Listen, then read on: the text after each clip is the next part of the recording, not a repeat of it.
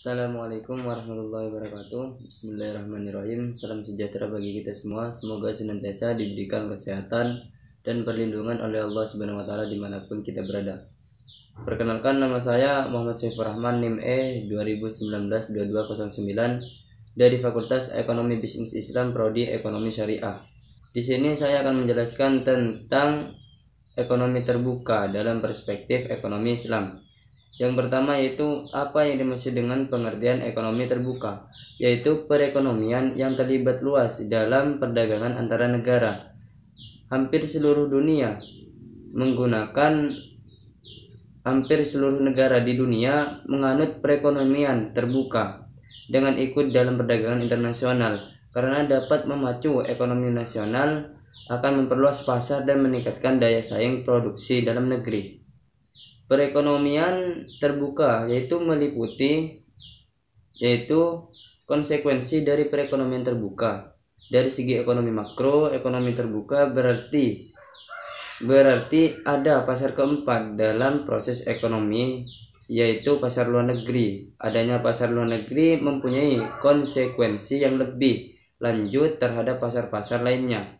Khususnya ada konsekuensi penting yang menyangkut penyesuaiannya, yaitu permintaan agregat di pasar barang sama dengan jumlah uang yang beredar dari pasar barang, harga barang atau jasa. Yang kedua yaitu jumlah permintaan akan meningkatkan karena terbukanya pasar keempat, maka jumlah uang yang beredar akan meningkat karena terjadi ekspor dan impor. Bisa jadi lebih mahal atau lebih rendah ketika produksi dalam negeri tidak mencukupi, maka harus ekspor sehingga harga menjadi lebih mahal. Selanjutnya itu sirkus aliran pendapatan. Yang pertama yaitu pendapatan faktor produksi. Yang kedua yaitu pajak perusahaan. Yang ketiga yaitu pajak individu. Yang keempat yaitu perbelanjaan rumah tangga. Yang kelima yaitu impor. Dan juga yang enam adalah tabungan. Yang ketujuh adalah aliran pinjaman. Yang kedelapan yaitu aliran investasi. Yang ke-9 yaitu pengeluaran pemerintah. Dan yang terakhir yaitu aliran ekspor. Jadi itu adalah sirkulasi aliran pendapatan. Yang keempat yaitu komponen pengeluaran agregat.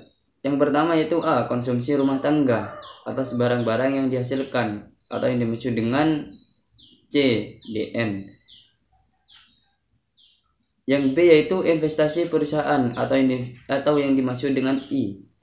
Yang C yaitu pengeluaran pemerintah atas barang dan jasa yang diperoleh dalam negeri yang disebut dengan G.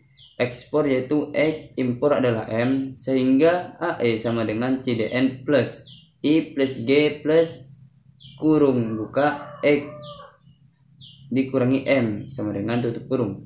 Yang kelima yaitu faktor penentuan ekspor, yaitu apabila barang tersebut diperlukan negara lain dan mereka tidak dapat memproduksi barang tersebut atau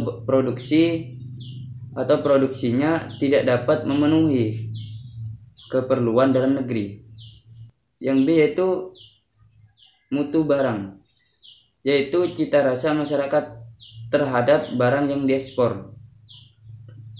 Yang selanjutnya itu kemajuan teknologi dan ekonomi negara. Selanjutnya yaitu faktor penentuan impor. Yang pertama adalah tingkat pendapatan negara. Jadi tingkat pendapatan negara sangat mempengaruhi terhadap faktor penentuan impor. Yang kedua yaitu inflasi dalam negeri. Yang ketiga kemampuan suatu negara untuk membuat barang. Yang keempat adalah cita rasa konsumen. Selanjutnya yaitu keseimbangan perekonomian terbuka. Pertama, penawaran dan pengeluaran agregat. Yang pertama adalah penawaran agregat atau yang dimaksud dengan agregat supply. terdiri atas barang yang diproduksi di dalam negeri yang meliputi pendapatan nasional yang dimaksud dengan Y, serta barang yang diimpor dari luar negeri persamaannya adalah AS sama dengan Y plus M. Selanjutnya adalah penawaran agregat atau yang dimaksud dengan AE meliputi 5 komponen, yaitu pengeluaran rumah tangga atas barang yang diproduksi di dalam negeri, investasi swasta, pengeluaran pemerintah, ekspor dan pengeluaran ke atas impor. Yaitu persamaannya adalah AE sama dengan CDN plus I plus G plus X plus M. Selanjutnya adalah pengeluaran rumah tangga terdiri dari pengeluaran dalam negeri dan pengeluaran atas barang-barang dalam negeri, yaitu persamaan C sama dengan CDN plus M.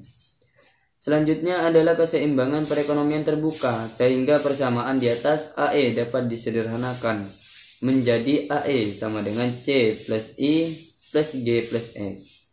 Dengan demikian keseimbangan perekonomian terbuka tercapai apabila Y plus M sama dengan C plus I plus G plus X, yaitu Y sama dengan C plus I plus G plus kurung buka X plus M tutup kurung. Mungkin itu saja yang dapat saya jelaskan tentang perekonomian terbuka dalam perspektif ekonomi Islam. Kurang lebihnya mohon maaf, wabillahi taufik wal hidayah. Wassalamualaikum warahmatullahi wabarakatuh.